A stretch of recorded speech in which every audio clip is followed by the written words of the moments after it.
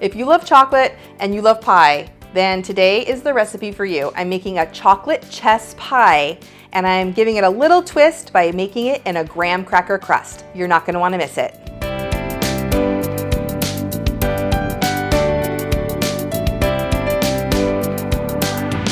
Hey everyone, it's Dorothy with crazyforcrust.com, and welcome back to my kitchen. Today I'm showing you one of my favorite pie recipes. I know I say that all the time, but it really is. I love it. It's a chocolate chess pie.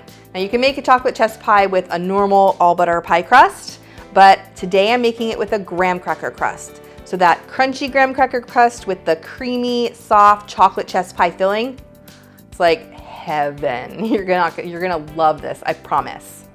For more delicious desserts and easy recipes, be sure to subscribe to my channel. Now let's get in the kitchen. Let's start off our pie with our graham cracker crust. Stir together 1½ cups of graham cracker crumbs with 1¼ cups of granulated sugar and 7 tablespoons of melted butter. I like to stir it together with a fork because I find that it gets less clumpy that way. So stir it together until all of the crumbs are moistened, and then pour it into a 9-inch pie plate.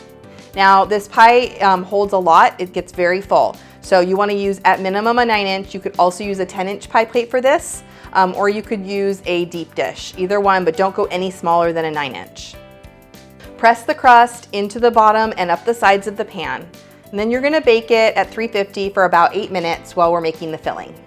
Now a chess pie is kind of a combination between a brownie and a custard, but it's baked. It's kind of hard to describe, but the center is like a gooey brownie and it's fantastic. So you're gonna love it. So to make our filling, it's super simple, one bowl, really easy with a whisk. First, we're gonna chop 4 ounces of semi-sweet baking chocolate, and then add that to a large bowl with 1 stick or ½ of a cup of unsalted butter.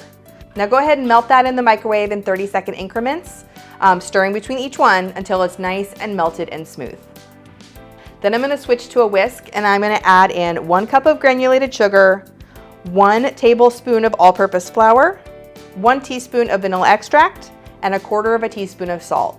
Whisk that until it's nice and smooth. It's gonna be thick and rich like a brownie batter.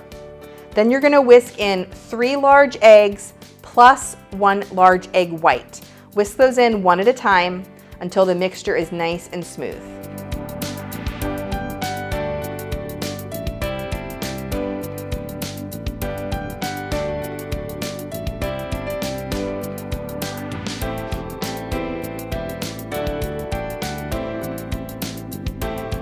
Once you have your chocolate mixture all whisked together, go ahead and pour it into the partially cooked crust.